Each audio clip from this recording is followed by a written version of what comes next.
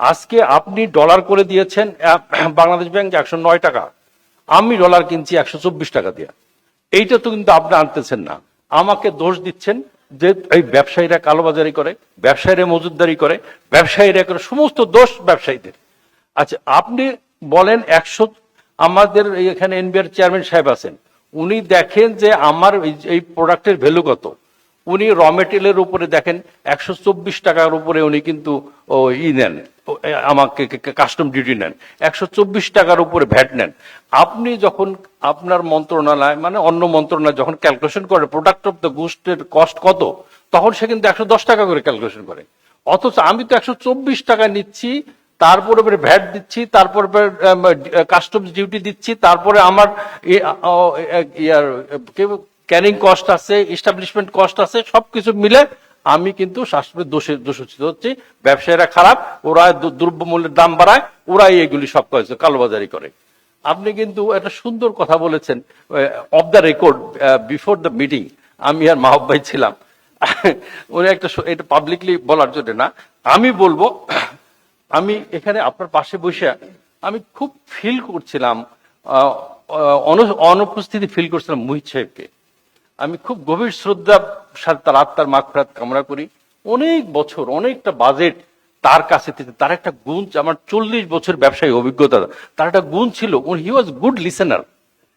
এবং অনেক সময় ওনার বাসায় ডেকে নিতেন শুক্রবারে, এই তোমরা যে এই দাবিটা করলা, এটা করে সরকারের কতটুকু ক্ষতি হবে আর এমপ্লয়মেন্ট কতটুকু বাড়বে, দ্যাট ওয়াজ হিজ অ্যাটিটিউড। উনি সবসময় এমপ্লয়মেন্ট বাড়ার ব্যাপারে উনি সবসময় কি করতেন, রেভিনিউ কতটুকু ক্ষতি হলো আর আমার এমপ্লয়মেন্ট বাড়লো কত, এইটা তার একটা গুড কোয়ালিটি ছিল। তো আমার বিশ্বাস মাহমুদ সাহেব উনি যেখানে রেখে গেছেন অর্থনীতিকে, তার থেকে এগিয়ে নিয়ে যাবেন। কিন্তু এটা করতে হলে আপনাকে কিন্তু এই গুড গভর্নেন্সটা ইনশিওর করতে হবে, বাংলাদেশ ব্যাংককে ক্ষমতায়ন করতে হবে। আজকে আমি সোনালী ব্যাংকের জন্য ভর্তুকি দিব কেন? সোনালী ব্যাংক, রূপালী ব্যাংক, আজকে সরকারি যে কটা ব্যাংক, তার খেলাপি ঋণ 25-এর উপরে। আজকে আপনি প্রতি বছর বাজেটে তার জন্য একটা ভর্তুকি রাখছেন। গভর্নমেন্ট ওন এন্টারপ্রাইজ যেগুলো, সেগুলোর জন্য 4 থেকে 6 হাজার কোটি টাকা ভর্তুকি রাখা হয় বাজেটে প্রতি বছর, অথচ সাধারণ মানুষের ট্যাক্সের টাকা কেন আমি দেব? এই জায়গাটা জবাবদিহিতা আমাদেরকে আনতে হবে, যে আমি শুধু প্রাইভেট সেক্টরের দোষ, এমপ্লয়মেন্ট কেমনি হবে? সবার বক্তৃতা বলে গেছে যে আজকে যদি আমাদের মধ্যে এনবিআর চেয়ারম্যান সাহেব নাকি বললো যে সলিমুল্লাহ সাহেব বললেন, যদি আজকে এমপ্লয়মেন্ট না হয় তাহলে তো আমার রেভিনিউ বাড়বে না। তা আমার এমপ্লয়মেন্ট কেমনে বাড়বে? আপনি মাননীয় অর্থমন্ত্রী 10 দিন আগে আই ওয়াজ ইন ইন্ডিয়া, বিরাট একটা মোদি সাহেব একটা ফেয়ার করেছে, আন্তর্জাতিক ফেয়ার।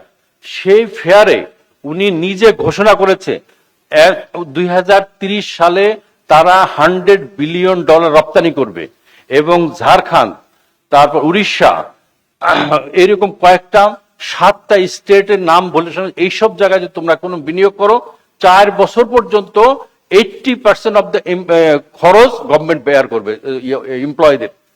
যদি সেখানে কর্মসংস্থান করা হয়, তার 80% বিনিয়োগকারীরা কিন্তু সমস্ত ঝুঁকে পড়বে ওখানে।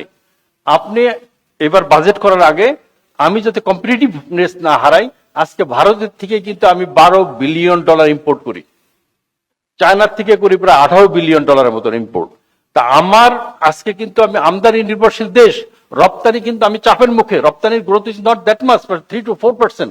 আমি যেন আমার 2-3 বছর পরে আমি কম্পিটিটিভনেস হারাই না ফেলি, সেই কারণে আমার পার্শ্ববর্তী দেশে কোন প্রোডাক্টের উপরে কি ইনসেন্টিভ দিচ্ছে, আমি কি দিচ্ছি, আমার কস্ট অফ ডুইং বিজনেস কি হচ্ছে, টোটালটা যেন বিদেশিদের বাজার না হয়ে যায়, আর রপ্তানি যাতে আমি হারাই না যাই, এই জিনিসগুলো আপনি খেয়াল করবেন, এটা আমার বিশ্বাস।